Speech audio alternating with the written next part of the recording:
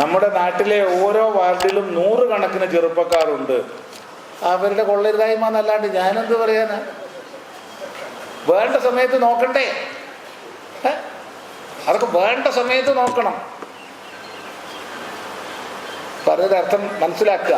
ഇത് നോക്കൂ, ആർക്കും വിരോധം തോന്നരുതേ. സമയം നമ്മൾ വിചാരിച്ച സമയം കഴിഞ്ഞ് 2 മിനിറ്റ് അധികമായിട്ടുണ്ട്.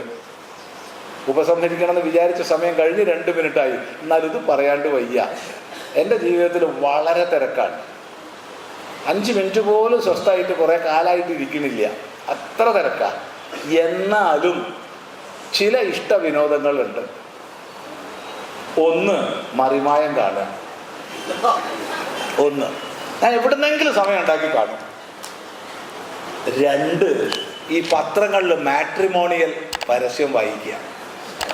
എന്താ സ്വാമിക്ക് കല്യാണം കഴിക്കാനുള്ള ആലോചന ഉണ്ടോ? കല്യാണം കഴിക്കാനല്ല, അത് വായിക്കാനൊരു സുഖ.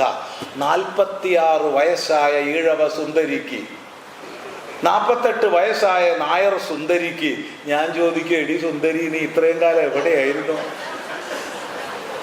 ഈ അണ്ടശക്തിയും ബീജശക്തിയും ഉള്ളപ്പോൾ വേണ്ടേ കല്യാണം കഴിക്കുക? എന്നാലല്ലേ നല്ല കുട്ടികൾ ഉണ്ടാവുള്ളൂ.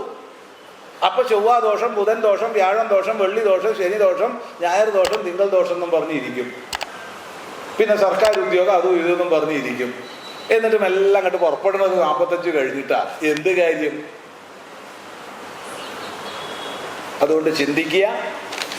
കല്യാണം കഴിക്കുന്നുണ്ടെങ്കിൽ നല്ല അണ്ടശക്തിയും ബീജശക്തിയും ഉള്ള സമയത്ത് കഴിക്കുക. ഇനി കഴിക്കേണ്ടതാണെങ്കിൽ മുൻകൂട്ടി തീരുമാനിച്ച് ഞങ്ങളുടെ ഗ്രൂപ്പിലേക്ക് സ്വാഗതം, സുസ്വാഗതം.